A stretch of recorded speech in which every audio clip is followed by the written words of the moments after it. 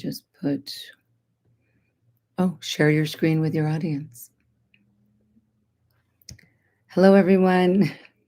Thank you for joining us for our first ever live stream on YouTube about sexual health. We won't start quite yet. We're just having a few little technical difficulties, and we will get started probably a few minutes after 5 p.m. So thank you for joining us. It looks like we have several people here already. And I am going to share my screen. And we are going to find the presentation. And we can go here, entire screen. And here we go. And you can see me. You can see my screen. So I will wait just a few more minutes as we wait for a few more people to come in. It's not quite 5 p.m. yet.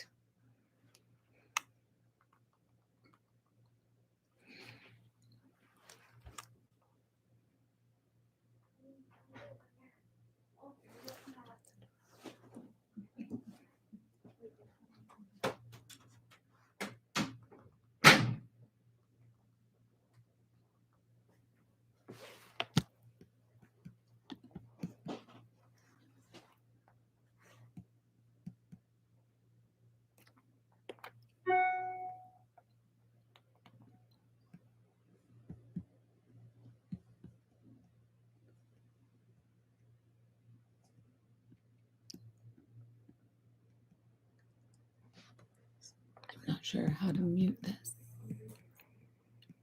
There's video. Turn that back on. I'm sure you guys can hear me as we work through our few little technical difficulties here. I'm trying to see if I can get my face to show up as well as the screen, but at least we are seeing the slides.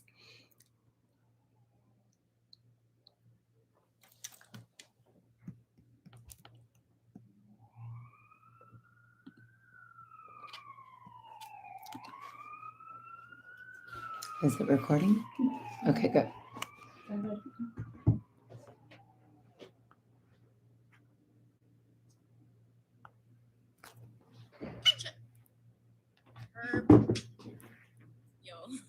don't think we should talk about this.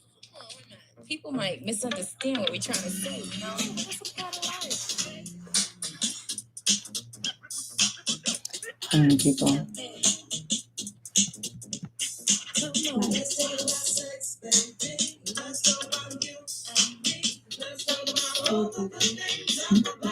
You can.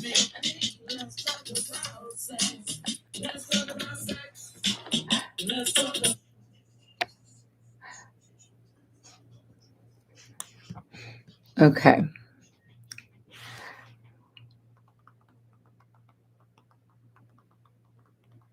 So we'll just wait a couple more minutes, and we are recording this webinar for people who may not be able to join us today, and also so that you can access the webinar later. So I think you guys can see my face. And again, thank you so much for joining us tonight for this very important talk and presentation about sex. And we're going to be talking about lots of fun things tonight for both men and women. I love educating people about this stuff. I love learning about this stuff because it's not something that we normally learned in medical school. And I love spreading the word to all of our patients and friends and everyone, because sex is very, very important. So better sex, better life, that is the title of our talk today. And Just a little bit about me. I am a board certified urologist. I was trained in urology at UC San Diego after medical school at UCSD as well. I am a proud member of the American Urological Association. I also have a subspecialty board certification in female pelvic medicine and reconstructive surgery, which just means that, especially as urologists, we are qualified to treat both men and women. I am a certified O-shot and P-shot provider. And if you don't yet know what those things are, you will know in a little bit. And I've been lucky enough to help thousands of men and women regain a healthy sex life. And I've even saved a few marriages in the process, which we'll talk about later as well. So I'm very proud of that. And I'm hoping that we can help you. This is my amazing team of providers, and you can see me in the blue there in the middle. Dr. Byers is in the gray pants to the right of your screen. And then my wonderful physician assistants, Amanda, Devin, and Katie, who you may have come into contact with if you are currently one of our patients. And they are handpicked and trained by me in order to be able to deliver the same level of care for all of our patients. And so I wanted you guys to see them here tonight as well. So these are the things that we're going to cover for both men and women. A little bit about sexual dysfunction and then how hormone balance plays a part in all of this. We're going to talk about pellet therapy, um, specifically bioidentical hormone replacement treatment. That's BHRT using pellets. That is what we offer at our office. Platelet-rich plasma is what I had mentioned earlier, the O shot, the P shot, and we'll get into much more detail about all of these things.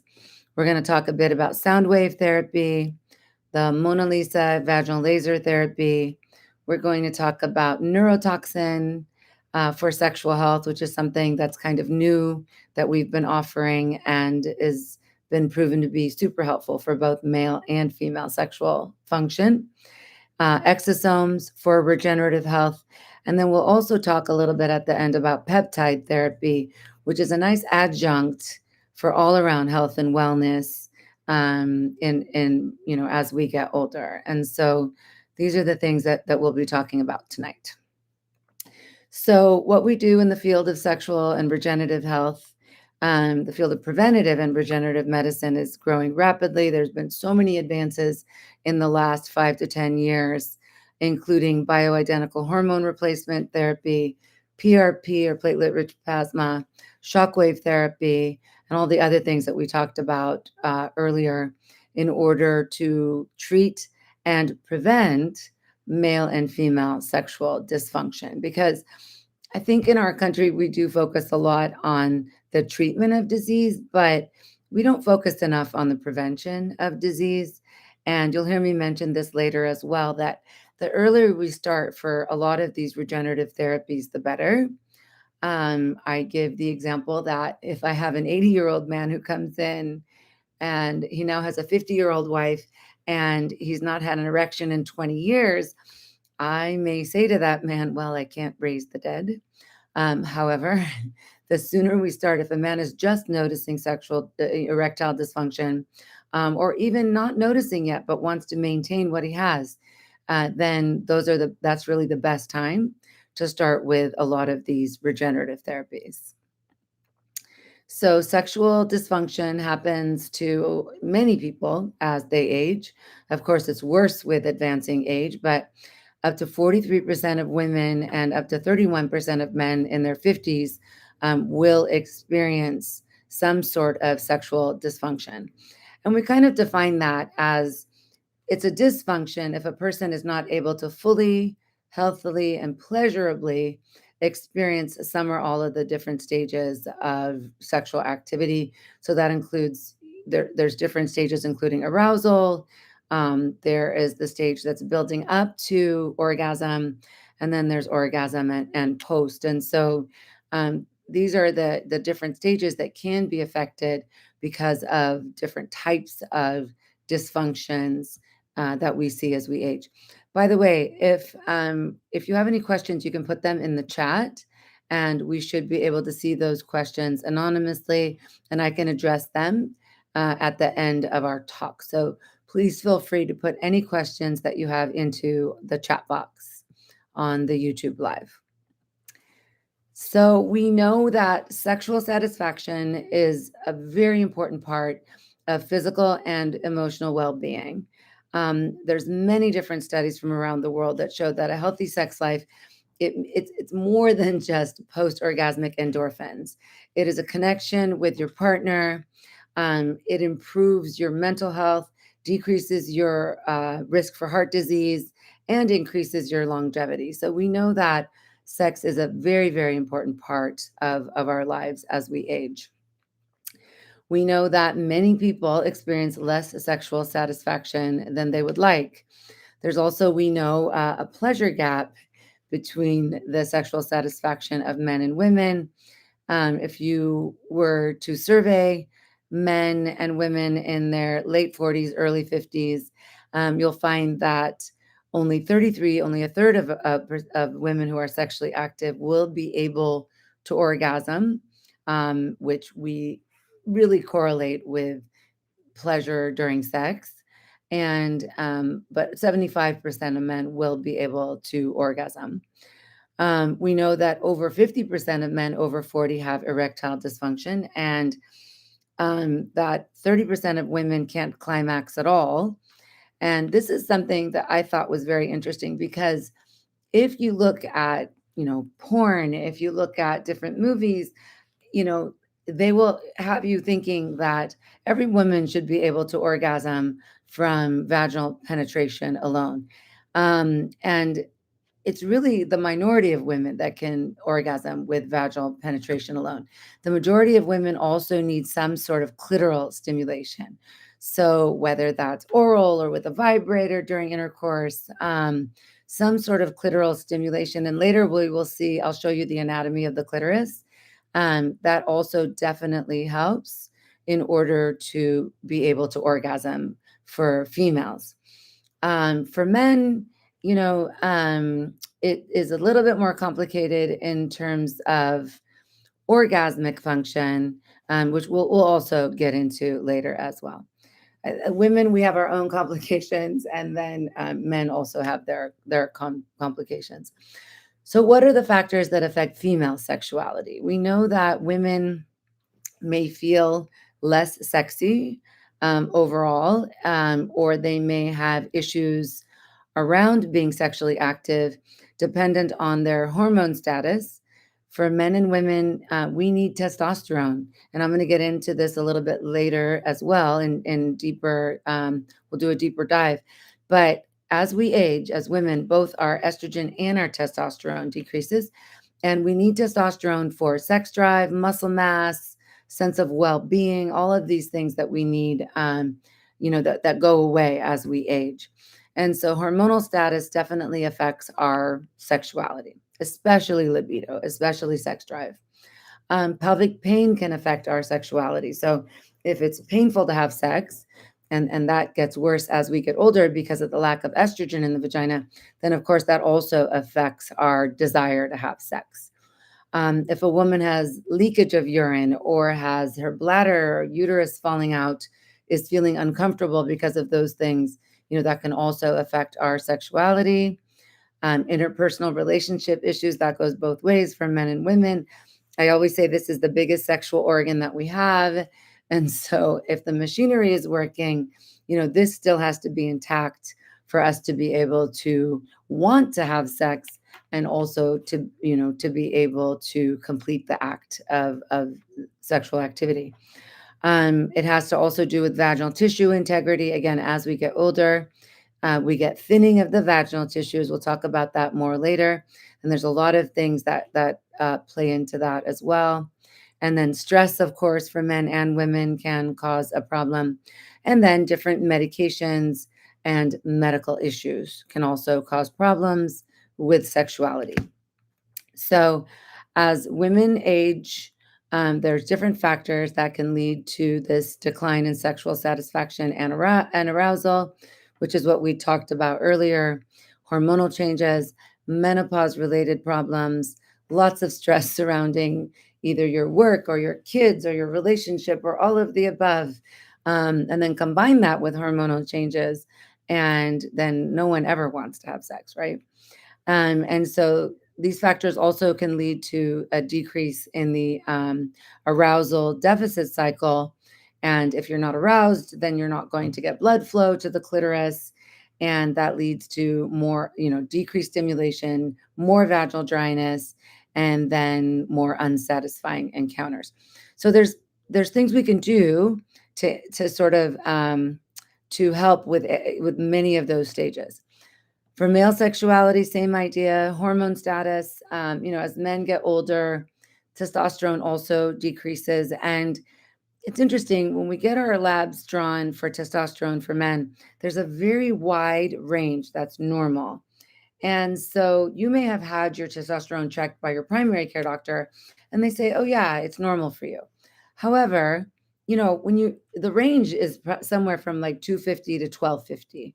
So if your testosterone is 300, you're going to be feeling a lot different. Yes, it might be normal according to the blood draw lab, but it's not optimized. And when you were 17, your hormone status, your testosterone was probably greater than 1100, greater than 1200. And so we want your hormones actually optimized. And we'll talk about that a bit more later as well. Might be normal, but it's not optimized. Also, for men, pelvic pain can play an issue, erectile dysfunction, ejaculatory dysfunction. These are things we'll go over later as well. Peyronie's disease is something that's very common, that we see a lot, and that's where a man may have a scar in the penis, and which leads to a curve.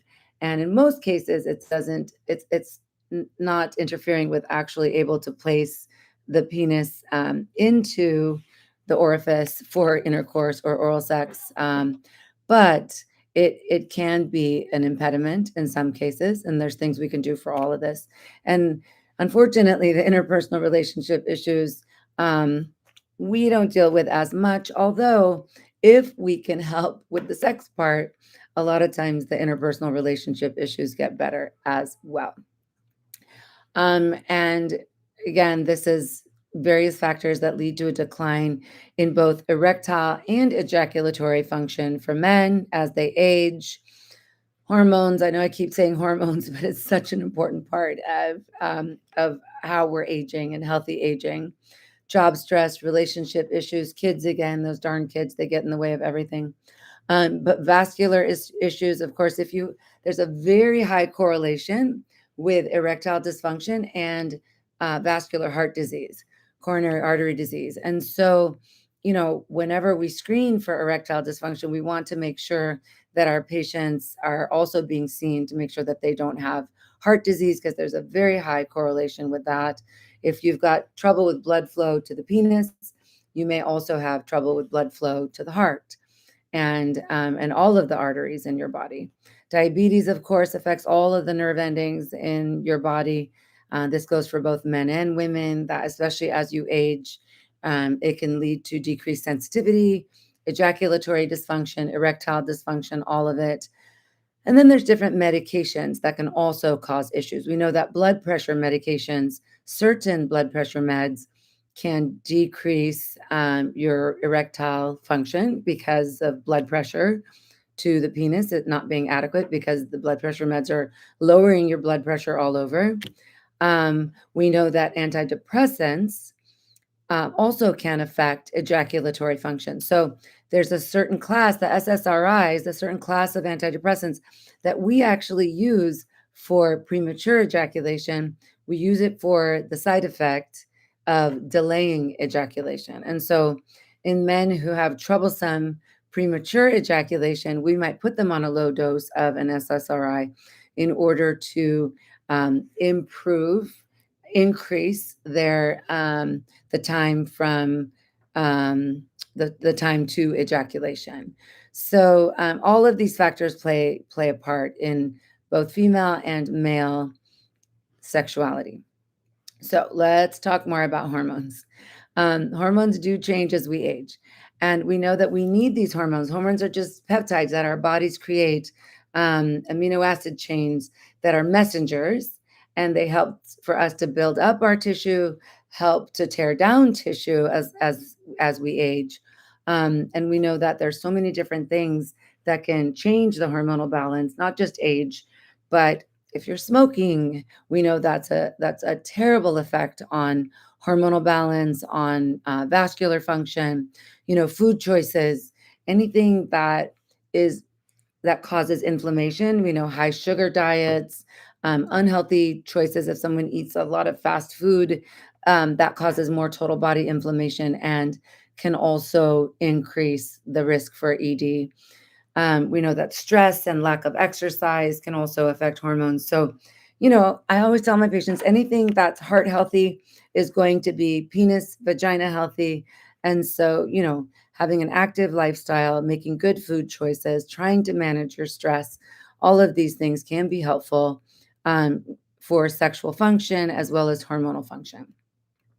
So, a lot of women don't know that when our testosterone and estrogen is measured, we actually have more testosterone than estrogen in our bodies. But we think of estrogen as the female hormone and we think of testosterone as the male hormone because men have 10 times more testosterone floating around in their bloodstream than we would have measurable in ours.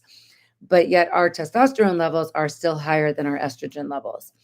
And when you don't have testosterone and estrogen, what we find in the perimenopause, postmenopause, we see extreme fatigue, mood swings, of course, irritability. I know before I started on testosterone and then estrogen later, before I started, I was very irritable. And I've had many patients also tell me, that these mood swings that they're having were able to be made more even and decreased irritability because of just the testosterone. Anxiety, brain fog, low libido, hot flashes and night sweats, all of these things, including chronic pain and headaches, can be made better with hormone replacement. So let's talk a little bit about bioidentical hormones versus synthetic hormones.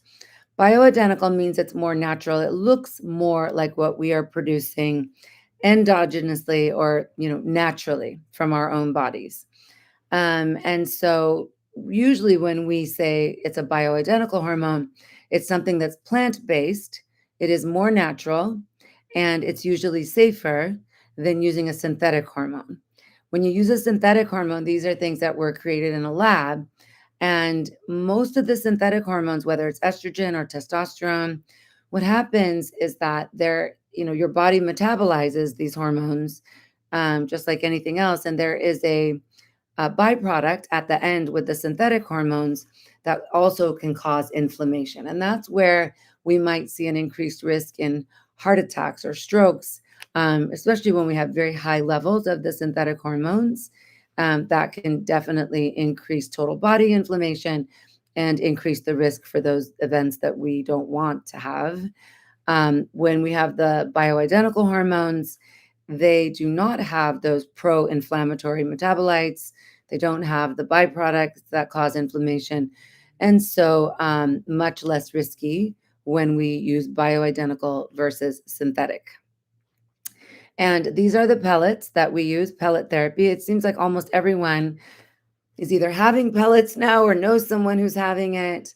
And there's a lot of different ways that to actually administer the bioidentical hormone therapy. In our practice, the pellets are most common. For women, it has to be done about every 3 to 4 months. For men, every 5 to 6 months. As you can see there, it looks almost like a grain of rice. That's probably the estrogen. The testosterone pellets are a little bit larger. And then men need more testosterone pellets than women because of the dosing that we use. And so, but we make a very small incision at the top of the butt after we numb it with local anesthesia. And then we place the pellets pretty quickly into that little incision. And then we close it usually with tapes, nothing that needs to be removed. And for women, only 3 days of avoiding a tub or a pool and using your glutes. So no squats, no cycling for 3 days. For men, that limitation is 7 days after the procedure. And many people find that they notice a difference within about 7 to 10 days, but it takes a couple of weeks before we see the maximum absorption of the hormones, and when they really see a big difference. So I highly recommend, let me go back. I highly recommend for my patients to be on testosterone for men and testosterone and estrogen for women. And it's just something that's very safe, very helpful. And we all need this as we get older for all of the reasons that we had mentioned earlier. So now let's talk about neurotoxins. You all may be very familiar with Botox. Botox is a name brand for onabotulinum toxin A. There's several different name brands and there's different types of botulinum toxins, but Botox is the most famous one. And the way that they work is that they block nerve signals to muscles. And so I get it in my face. I like to tell my patients I'm 80. I'm actually not. I'm only 58. But I get it done, very often in my face. And how that works is it prevents the nerve signals to my facial muscles to take away wrinkles and prevent wrinkles as well. I put it in people's bladders very safely for many years for overactive bladder. And what that does is it relaxes the bladder muscle by preventing nerve signals to the bladder muscle in order to prevent urgency, frequency, and leakage of urine. So, Clitoxin is a new-ish type of procedure. It's been around for several years, but it is a very safe procedure. It was created by Charles Runnels, Runnels. He is also the creator of the P shot and O shot. He is an ER doctor from I believe Tennessee, and he started the P shot, the Priapus shot is what he calls the PRP into the penis, by doing the first one on himself. And we'll talk more about PRP in a little bit, but he took that one step further after there was a study basically on men. Again, we'll talk about that in a little bit, for using Botox for increasing blood flow in the penis.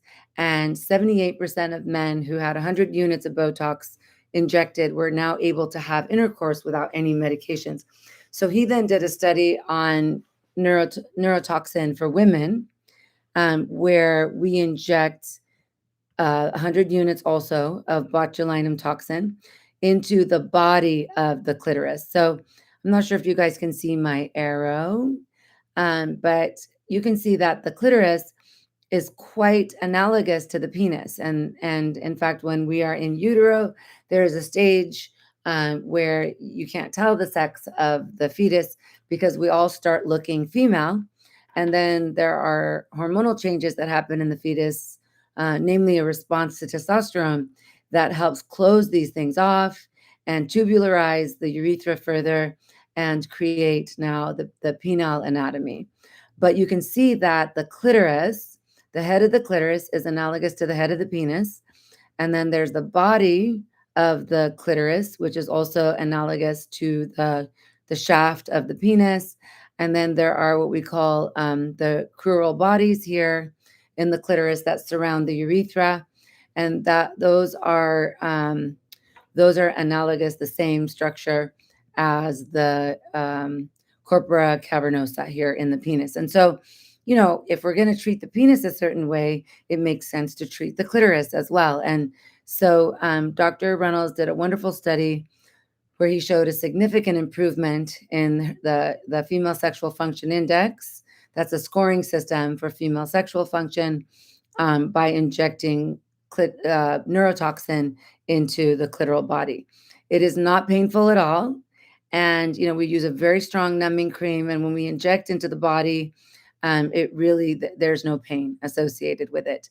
It lasts 6 months and can really help for arousal and orgasmic function. This is what I was alluding to earlier about the intracavernosal injection that's into the corpus cavernosum here for men.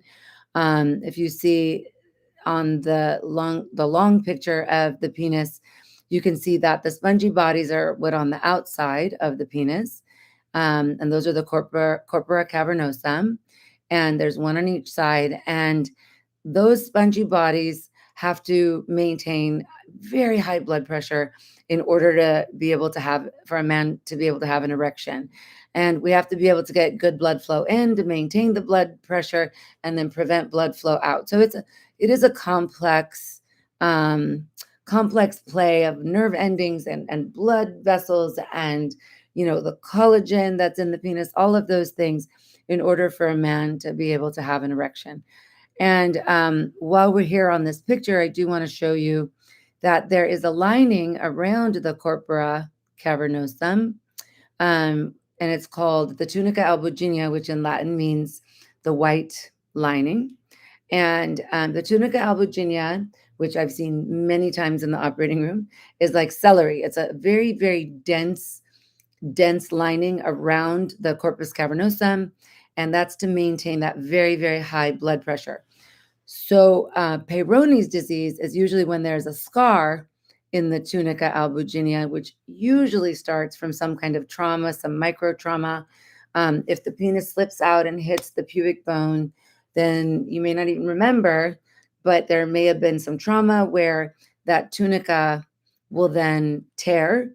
And then when it's healing, it's going to form a scar. And now that scar is not as stretchy, and that's where we see the curve. That's where we see Peyronie's disease. There is also an entity called the penile fracture, which is where if that happens in a severe accident where the penis pulls out, usually it is heterosexual sex, woman on top, the penis slips out, hits the pubis, and then the man might hear a crack, and we get what's called the eggplant sign, which is a big swollen penis, and that is an emergency. If that happens, you must go to the emergency room because then it needs to be repaired. Sometimes there's urethral involvement and all of that. But going back to happier things, talking about the neurotoxin, when we inject neurotoxin into the corpora cavernosum, we've seen that over 50%, in some studies, 78% of men who were non responders to Viagra were now able to have intercourse with no meds. And I think what we've seen mostly in our practice, though, is that we can definitely get you using less medications um, and possibly off of the meds by doing the botulinum toxin. It lasts about 6 months. I know these needles around the penis and around the clitoris sound scary. It is not as painful as you think. We use the topical numbing cream, and it's very, very well tolerated. And it works great for so many of our patients. The only thing about the neurotoxin is that it's very safe, but it's not regenerative. And so, if we want to combine it with something that's regenerative, I think that's a great place for it to be used. It can also be used on its own, but it's also a good idea to use it along with the regenerative treatment options, because then maybe if we're regenerating the younger, healthier tissue, then maybe you won't be needing the botulinum toxin in the future. So these are some. It's a list of the regenerative treatment options that we offer, including platelet-rich plasma, the Mona Lisa vaginal laser, sound wave therapy, and then exosomes and peptides. And we'll be going into each of these a little bit more. So platelet-rich plasma is where we take the blood from your arm. We don't draw it out of the genitals. We draw it from your arm. We spin it down into this smaller amount of the highly concentrated growth factors. So platelets, inflammatory factors, regenerative factors, and then we inject the PRP, the platelet-rich plasma, all of these growth factors back into the area that we're trying to heal. And so I don't know, you guys might have heard about the vampire facial. That was also something that Dr. Runnels did coin. And that's where they perform microneedling to create the inflammation and create the pores in the face. And then they'll put the platelet-rich plasma on top of the microneedling on the face. And that stimulates collagen and, collagen growth and to create younger, healthier tissue on the face. When we inject platelet-rich plasma for sexual function, what we're trying to do is that we are trying to rejuvenate the tissue in those areas. And we are getting rebuilding of collagen, elastin, blood vessels, nerve endings. And it's really been shown to help for both men and women, for erectile function, orgasmic function, even in a lot of cases, for ejaculatory function. In fact, let me go back. I'm going to go back to the neurotoxin slide. Um, this treatment also does give a little bit of length. I have patients who come back every 6 months because they like that the neurotoxin gives them some length when they're flaccid. It makes you a little bit more of a shower if you're more of a grower. And it also can help with ejaculatory function. And there were some earlier studies, some earlier animal studies where they injected the neurotoxin into the clitoris, into the penis. And what they found was that this neurotoxin was also found in the spinal cord and in the amygdala, which is kind of our dinosaur brain. The amygdala is the part of our brain that's in charge of sleep and sex and eat and, all of those things that were kind of from the dark ages. And so the neurotoxin does also seem to help a little bit with desire. It seems to help a lot with ejaculatory function. Also with length, it can be helpful, and for arousal. Okay, so now we're back to our platelet-rich plasma, and and we talked already about how the PRP works. For women, we inject it near the clitoris in the anterior vaginal wall. That's the front of the vagina, right where the urethra meets the bladder. That's the G spot, which is really where there's a confluence of like thousands of nerve endings in that area.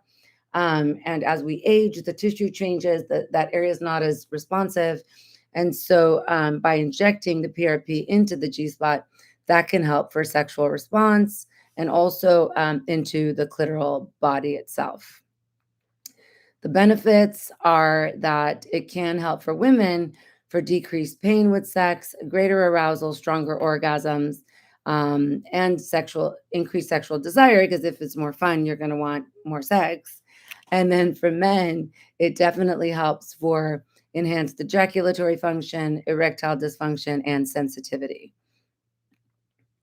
Um, this is also something that we've used recently. And I will give you a little disclaimer that we're going to be going into some before and after pictures of vagina and penis. And I know that all of you who are logged in are adults. And so hopefully we have your consent that you can see these photos. If not, I will tell you when you can look back at the screen. But I did want to show you the uses of the platelet-rich plasma used as filler. So this is kind of a newer type of use for platelet-rich plasma. When we inject PRP for O shot and P shot, it's injected in a liquid form, and it has to be very liquid in order to get into the cells and to get into the spongy bodies and to do what it needs to do. But if we're going to use it more as a filler, then it needs to be more solid. And so I learned this from my dermatology colleagues, and it's a really amazing technique where we take the platelet-rich plasma, we heat it, and then cool it, and that's very much akin to maybe cooking an egg white, and it's denaturing the proteins. And when you cook an egg white, take something liquid and make it more solid. And so that's the same idea. And then we take that material and we inject it under the skin of the penis or in the labia majora in order to give more volume. And the vampire wing lift is something that has been also, that term was coined by Dr. Reynolds, where he was just putting PRP, regular platelet-rich plasma, into the labia majora. But if you add the Selenis derma, the filler, then you get an immediate response as well as a regenerative response later. We are seeing a lot of women lately who are complaining about Ozempic vagina, which is when you have weight loss, especially sudden, big amounts of weight loss, all of your tissues will sag. And so the labia majora really are affected by that. And then, there's a lot of men who are interested in penile filler for augmentation, and there's a lot of clinics popping up across the country. It really is a good idea that if you're going to have something done to your penis, that you have it done by a urologist and not, in some clinic by a beautician, because I've seen some pretty horrible results with things that have been injected into areas they should not have been injected. And so the filler that we use is safe. It's your own tissue, and it lasts usually about 9 to 12 months, along the same lines as some of the hyaluronic acid fillers, some of the synthetic fillers. So, warning: there is now a picture of a vagina. Sorry, we're starting with the penis. And so, this is the Solenis derma PRP that's used as a penile filler.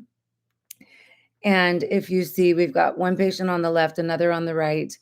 Um, the patient on the right has had a series of the derma PRP, the Solenis derma PRP injections, and we have gotten him. I believe the first one is the before, so from 15, almost 16 centimeters in girth to almost 19 centimeters in girth, and we are still working on that. So stay tuned later. If you'd like to have more pictures later, you can look on our website, because we do have some before and afters of that. And then here is the vagina after the filler. I don't know why that went away. There we go.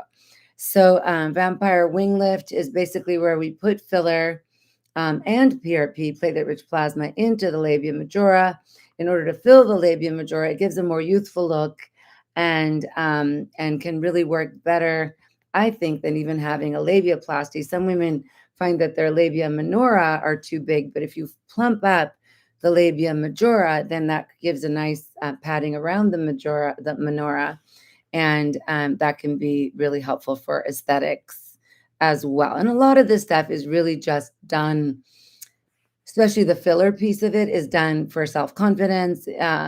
Women have had breast augmentation for many years, and I'm sure at the beginning of all that, there was a lot of maybe shame and people that were not for breast augmentation, but now it's like the norm, it seems, at least in Orange County.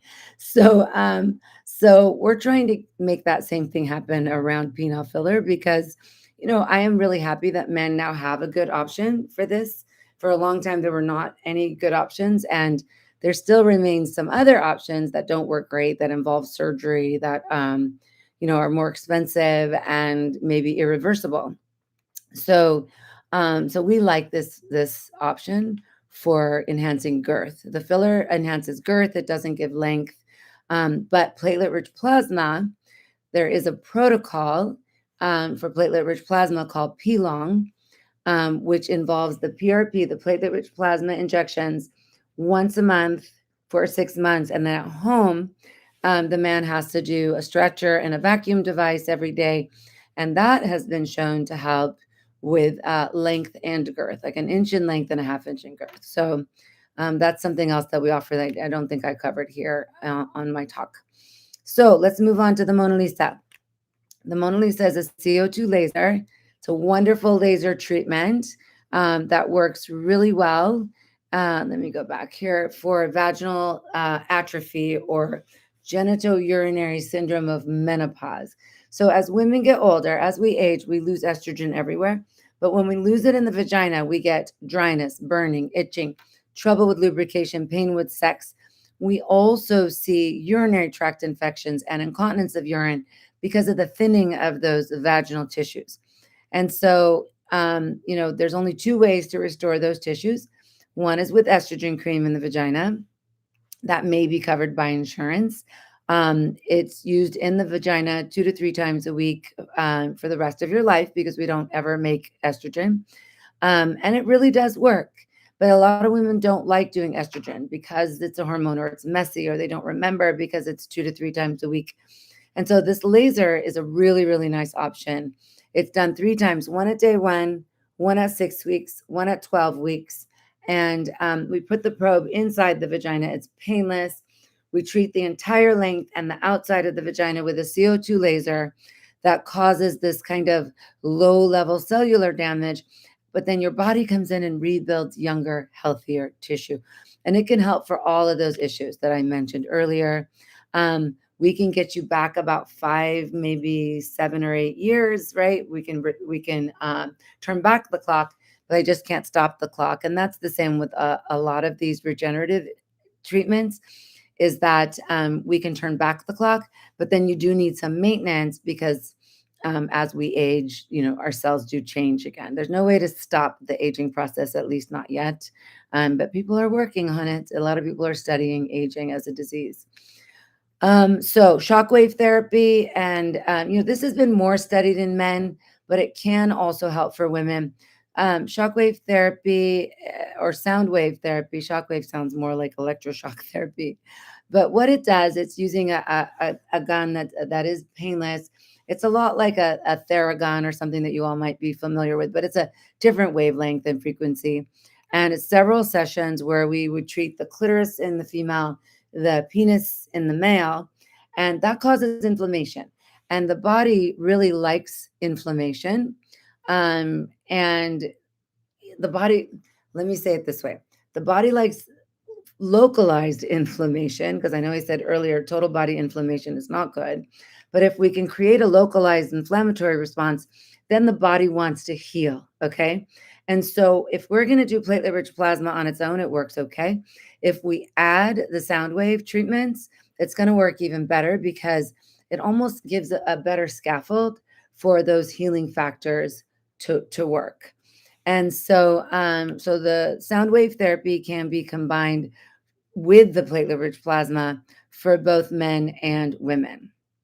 And and this kind of just shows a schematic of how before the sound wave therapy, the blood vessels are kind of shrunken and not bringing as much blood flow, and then after they do enlarge. And that's been sound wave therapy has been used for a long time in orthopedic applications. So has actually platelet rich plasma. And so we've learned a lot from those doctors in terms of regenerative sexual health as well. We've taken those things and used them for regenerative sexual health. And the sound wave therapy itself is non invasive, zero downtime, no needles for the sound wave therapy, but it is a good idea to combine it with the platelet rich plasma. And again, that's just a tiny, tiny needle, which is not as painful as you would think. And then the combination, as I had mentioned earlier, is that there are significant improvements in erectile function, intensity of orgasm, overall satisfaction when we combine both the sound wave therapy with the platelet rich plasma. And again, this is that usually with milder types of ED, we recommend, or milder types of female sexual dysfunction, we would recommend 6 weekly sessions of the sound wave treatments combined with one O shot or P shot. And if your sexual dysfunction is a little bit more severe, then we might recommend more sessions. But again, it's more difficult to reverse the more severe cases. But we've had a lot of success combining this, especially for Peyronie's disease as well, erectile dysfunction with Peyronie's disease. The shockwave therapy can help break down the plaque, and then injecting directly into the plaque and directing into that scar can also help to regenerate normal collagen, younger, healthier tissues. So a lot of different things that we can offer. And then finally, we're getting to the end, guys. These are the peptides that have been shown to help for sexual and regenerative medicine. So again, peptides are just little short chain amino acids that normally our bodies produce naturally, but that there are people who are producing them in a lab. And if we are to inject these things, usually we just inject into the little bit of fat that we might have in our lower abdomens. And if you, some of these are injected every day, some are 3 times a week, but they can help for sexual arousal and libido. That's the PT 141. BBC 157 is really helpful for regenerating muscle and for your gut. So a lot of bodybuilders will use Wolverine, which is BBC 157 combined with the TB 500, it's all in one. And both of those things together can stimulate tissue repair and recovery. A lot of bodybuilders swear by that combination. And then the GHK-Q is a copper compound that helps for women to aid in skin repair, reducing inflammation, bone and connective tissue health. So Glow is the BBC 157 combined with the GHK-Q, and that's something we normally recommend for women. And Wolverine is what we normally recommend for men, but any of these things can be used for both men and women. And then let's talk about exosomes. So exosomes are basically your body's method for transmitting messages. And they're little pockets of DNA, of proteins, of amino acids that carry genetic material to help facilitate communication and healing. So when we, sorry if you guys can hear that, when we use platelet rich plasma from ourselves, there's a little bit of a limitation because of our age. And so, usually I'll be talking to someone who's a bit older than myself, and I'll say, I'm a little younger than you. So my platelet rich plasma probably works better than yours. My 20-year-old scribe who follows me around, her platelet rich plasma is going to work a lot better than ours because she's just younger and her reparative mechanisms are better. But if we're able to get the PRP essentially from a fetus, and that's really what exosomes are. These are fetal cord blood derived stem cells that are then amplified to make these exosomes. It's very safe, and they're derived from full-term live births, not aborted fetuses. And these are going to work a lot better because if you'd imagine, those cells can create a whole human being. Whereas although we all still have regenerative properties floating around, that's how we can fix cuts and burns and those kinds of things. But that decreases as we age. And so exosomes kind of takes away that age component. And we also offer that. So improves tissue regeneration, remodels scar tissue, and enhances blood flow. The peptides we talked about earlier. A lot of people don't realize, but semaglutide, which is Ozempic, and tirzepatide, which is Wegovy, are also peptides. And but the other ones are what I had listed earlier. And these peptides can help for overall sexual health, overall well-being. And then again, these are the peptides that we had talked about earlier. So, are you ready to get your sex life back? That was a very long talk. I hope some of you are still with us. And if there are any questions in the chat, what I'm going to do is I'm going to stop sharing my screen. I think I'm still sharing my screen, right? I'm going to stop sharing, and you guys can see me. Let me look at the chat box and see what we have. Okay, we can see your face. It's working. Everything looks good. And hi. Oh, he's from Alabama. You're right. Dr. Reynolds is absolutely from Alabama. I knew it was somewhere in the South. All right. So I don't see any questions here, you guys.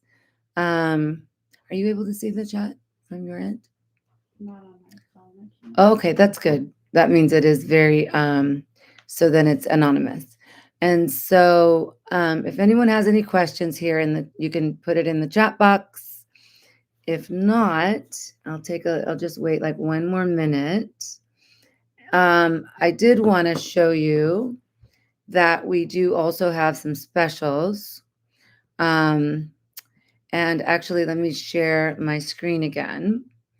Thank you for staying with us through our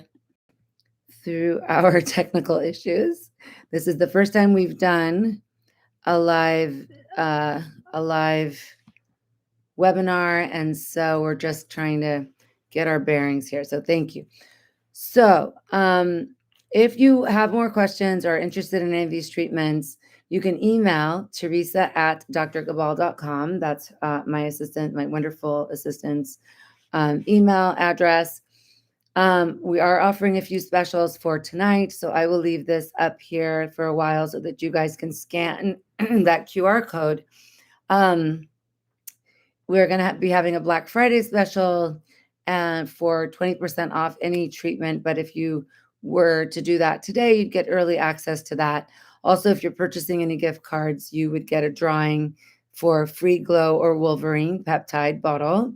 And also, we are giving for people who are signing up tonight a free Exosome Boost with any P shot or O shot. I think a lot of you are already involved with our app. It's called Repeat MD. But if those of you who are not already logged into our app, you can click on this screen and just go ahead and use this QR code.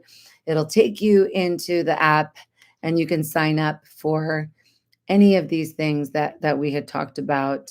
And then Teresa will also be available by email for any of your questions or if you'd like to make an appointment.